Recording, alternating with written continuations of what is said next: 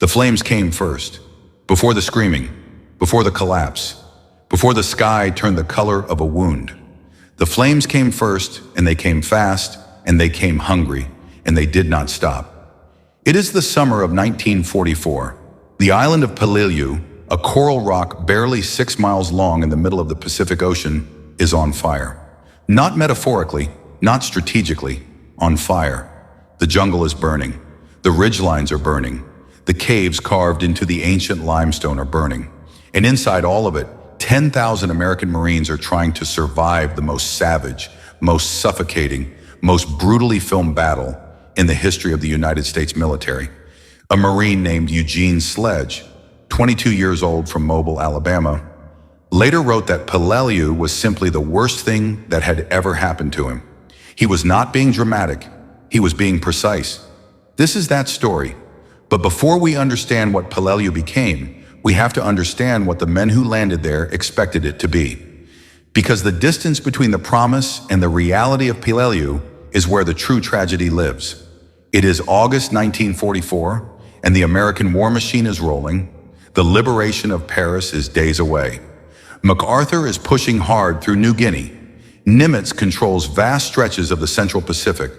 The momentum is real and it is powerful, and the men who hold the maps in Washington believe that the Japanese are breaking. They are not entirely wrong, but they are not entirely right either. The plan is called Operation Stalemate 2. The target is the Palau Islands. The prize is Peleliu. The island sits at a critical position in the Pacific, and the generals believe its airfield must be captured to protect MacArthur's flank as he drives toward the Philippines. Admiral Halsey will later argue the attack is unnecessary. He is overruled. The landing is scheduled. The men are told it will be quick. Major General William Rupertus, commanding the 1st Marine Division, stands before his officers and delivers a prediction that will haunt him for the rest of his life. He tells them Peleliu will be a tough nut to crack, but it will be over in 4 days, maybe 3. He is confident. His men are confident. They have fought before, on Guadalcanal and Cape Gloucester, and they know how to fight, and they believe this island will fall the way the others fell. Quickly, painfully, but quickly. They are wrong. If you're just finding this channel, subscribe now. This story only gets more devastating from here, and there are dozens more like it waiting for you. The morning of September 15th, 1944 arrives with brutal heat. The sun over the Pacific is already searing at first light, and humidity wraps around every man aboard the transport ships like a wet wool blanket. Temperature at the beach will reach over 110 degrees Fahrenheit before noon. The men sweat through their uniforms before they even board their landing craft. They drink from their canteens without thinking. Some of them have already drained half their water before their boots touch sand. The naval bombardment begins before dawn. It is ferocious. Battleships, cruisers, destroyers pour thousands of rounds into the tiny island. The sky lights up. The coral shore disappears behind walls of smoke and flame. Planes from the carriers circle and dive and strafe and bomb. 3 days of continuous pre-landing bombardment. 30 warships pouring fire onto 5 square miles of island. When the smoke clears, the Navy announces the island has been neutralized. 70% of the defenses estimated destroyed. They are wrong about that too. Colonel Kunio Nakagawa knows the Americans are coming. He has known for weeks. And unlike the Japanese commanders who faced the Marines at Tarawa and Saipan, Nakagawa does not intend to throw his men at the beaches in a suicidal banzai charge. He has read the reports. He has studied the losses. He has drawn a different conclusion. His garrison of roughly 10,900 men will not meet the Americans at the water. They will not die in the open.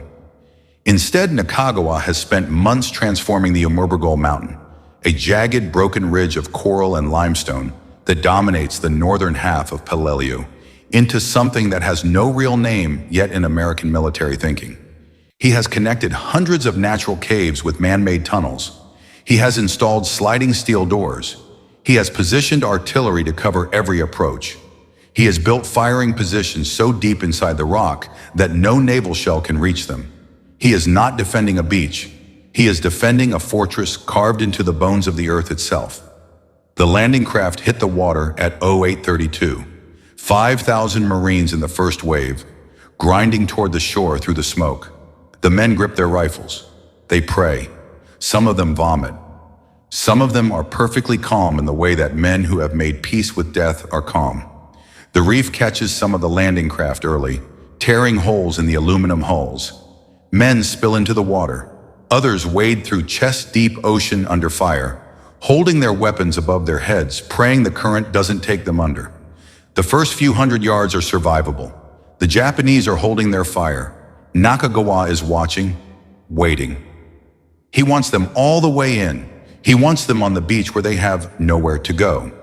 And then, when the landing craft are packed against the shore and the Marines are piling out into the open coral, when there is no going back and no cover, and 5,000 men are exposed on a beach barely 50 yards deep, Nakagawa gives the order. Every gun opens up at once. The sound is something survivors will spend decades trying to describe and never quite manage. It is not the sound of combat. It is the sound of industrial annihilation. Artillery, mortars, machine guns, anti-boat guns firing from prepared positions in the ridges, all of it crashing down simultaneously onto a beach full of men who have no place to hide. Marines die in the water. Marines die on the sand. Landing craft explode and burn, and the men inside them never make it out. Amtraks, the armored vehicles carrying the follow-on waves, are hit by anti-tank fire and erupt in fireballs that send burning men stumbling into the surf. In the first hour of the landing, the 1st Marine Division suffers over 200 killed and many more wounded. And yet they do not stop. They cannot stop. Behind them is the ocean. Ahead of them is the island.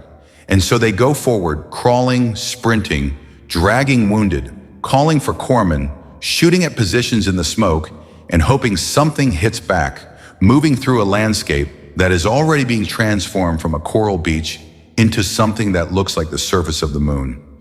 The heat is catastrophic. By 1,000 hours, men are collapsing from heat stroke before they have fired a single shot. The coral underfoot tears through boots and skin. Every wound, every cut, every scrape becomes immediately infected in the coral dust in the tropical heat. Water, critically, is running out. The supply chain is breaking down under enemy fire. Men are fighting in temperatures above 110 degrees without water, without shade, without rest, and the Japanese are still shooting from inside the mountain, untouched. Comment below what you think would have been the hardest part of that landing, because I cannot even begin to choose. The airfield sits in the flat southern plain of the island, and taking it is the central objective of the first day. The Marines push inland with terrible losses, crossing open ground swept by fire from the ridges, and they reach the airfield. To cross it, men have to sprint across open coral, 200 yards of flat white rock with no cover, in full view of Japanese gunners. Entire squads are cut down in the open. Company commanders watch their platoons dissolve in minutes.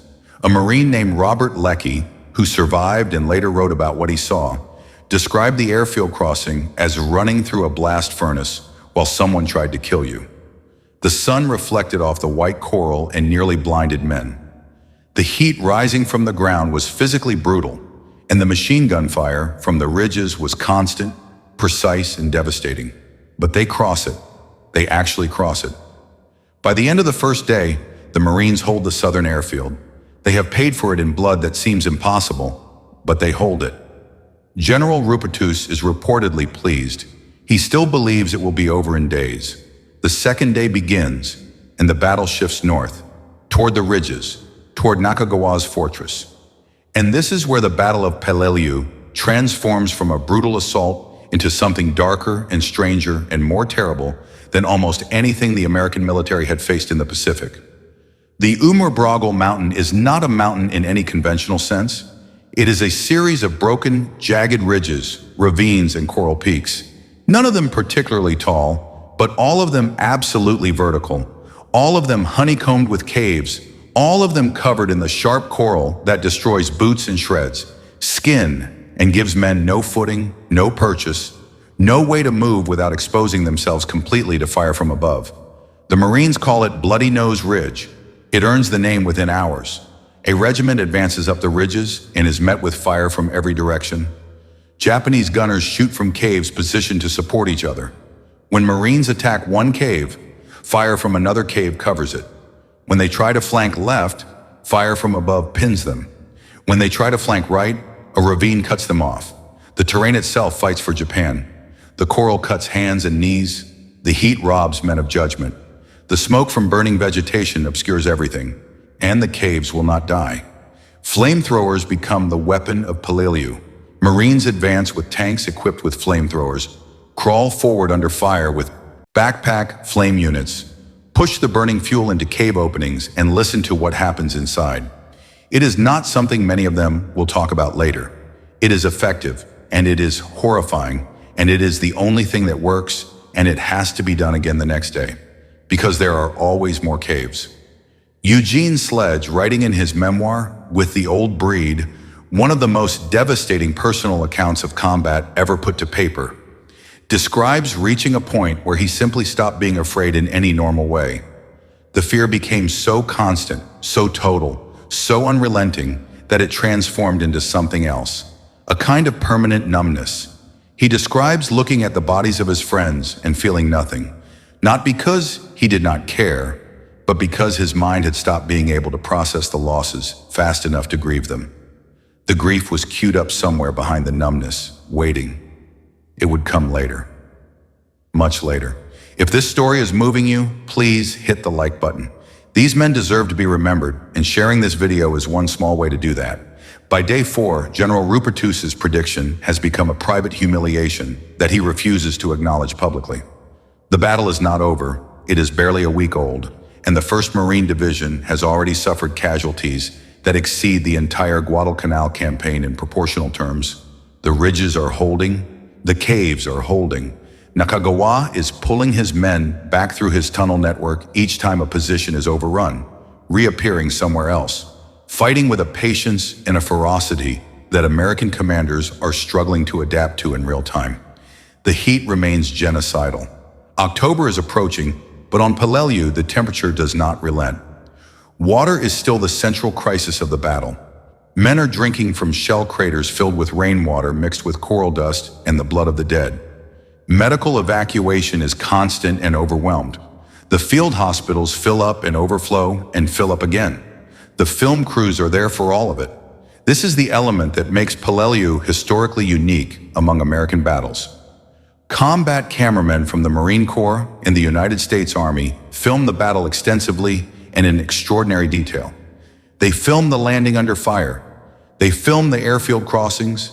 They filmed the dead on the beach and the wounded in the aid stations, and the men going into the caves with flamethrowers and coming out with expressions that no 20-year-old should ever have to wear. The footage that survives from Paleolu is among the most raw and graphically honest combat documentation in American military history. It was not all released publicly at the time. Some of it was too much for civilian audiences. But it exists, and when historians look at it, they are not looking at a sanitized version of war. They are looking at the thing itself. One piece of film shows a Marine, seemingly unhurt, sitting on the coral in the middle of the battle with his rifle across his knees, staring at absolutely nothing. He sits there for a long time.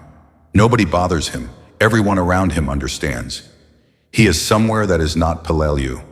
He has gone somewhere else inside himself, and he will come back when he can. And if he cannot come back, that is also understood. That footage is only a few seconds long. It may be the most honest document of what this battle did to human beings.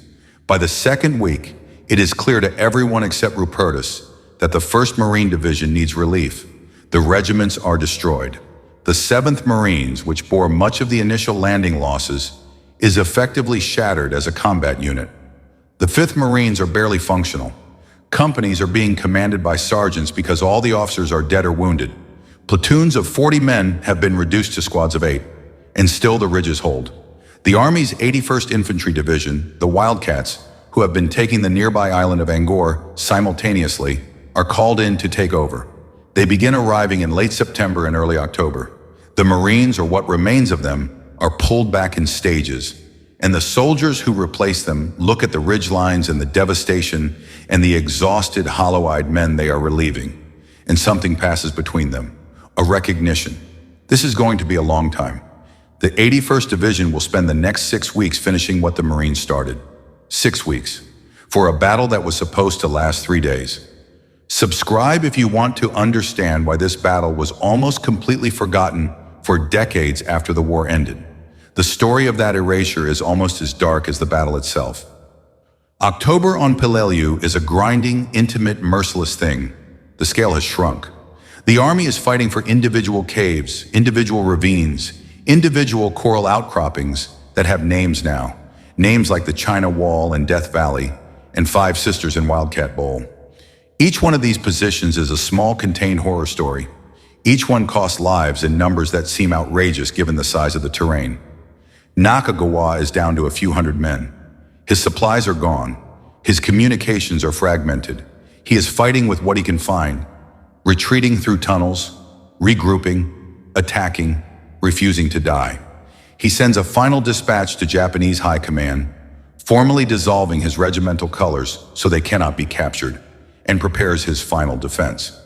On November 24, 1944, 73 days after the initial landing, Colonel Kunio Nakagawa, down to a remnant of perhaps 50 men in a last pocket of resistance, performs the ritual of seppuku. He kills himself rather than surrender. The small group of survivors who remain are hunted down in the following days. The Battle of Peleliu is declared officially over. Officially. The last Japanese holdout on Peleliu, a man named Yasuda, who never received word that the war had ended, will not emerge from the jungle until 1947. 2 years after Japan's surrender, he is still fighting a war that does not exist anymore, on an island that has been forgotten. The cost of Peleliu is staggering, and to many military historians, ultimately contested in terms of necessity. The 1st Marine Division suffers 6,526 casualties, including 1,252 killed. The Army's 81st Division suffers an additional 3,278 casualties. Total American dead, nearly 2,000 men. On the Japanese side of the 10,900 defenders, fewer than 200 survive as prisoners of war. The rest die on the island, in the tunnels, in the caves, in the coral. The airfield, the prize, the justification for all of it is used by American aircraft for several months before strategic developments make it largely irrelevant. MacArthur's flank, which the battle was supposed to protect, turns out not to have needed protecting in the way the planners believed. Admiral Halsey's objection, overruled before the battle began, is largely vindicated by history. But history is written after the fact, and the men on the beach on September 15th did not know any of that. They knew only the fire and the heat and the coral and the faces of the men next to them. Take a moment before we continue. If this story is affecting you the way it affects me every time I come back to it, leave a comment below. What do you know about Peleliu? Had you heard of this battle before today? Because most people haven't, and that silence has its own weight. The reason Peleliu fades from public memory so quickly is partly logistical and partly intentional. The battle ends in November 1944, the same week that the liberation of Europe is dominating every newspaper and every radio broadcast. The Battle of the Bulge is coming. The crossing of the Rhine is coming. The Pacific War, brutal and vast and ongoing, is harder for a civilian audience to map and follow and emotionally locate. And Peleliu, with its ambiguous strategic value and its catastrophic cost, is not the story that military leadership most wants to amplify. Eugene Sledge, who will spend the rest of his life carrying Peleliu inside him, waits until the 1980s to publish With the Old Breed. It becomes one of the defining books of the Second World War. It is devastating and quiet and completely without sentimentality, and it is the primary reason most people today know Peleliu's name at all. He describes the smell of the battlefield in a passage that many readers say they cannot finish without stopping. He describes the sounds.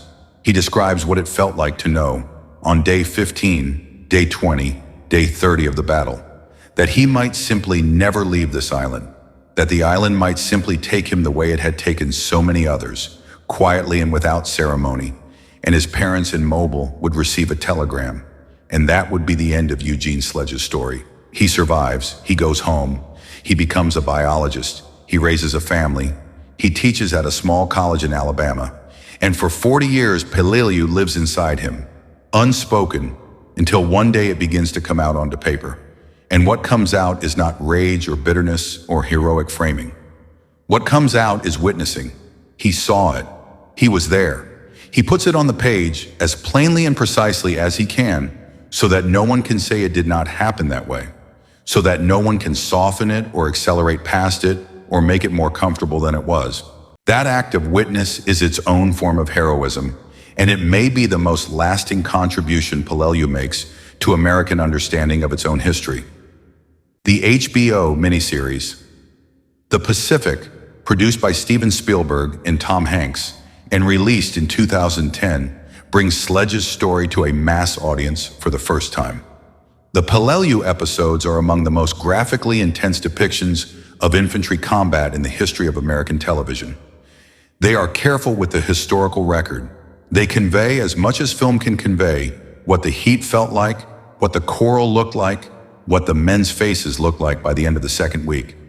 Many veterans of the Pacific who see the series report that it is closer to their experience than anything they had previously seen depicted.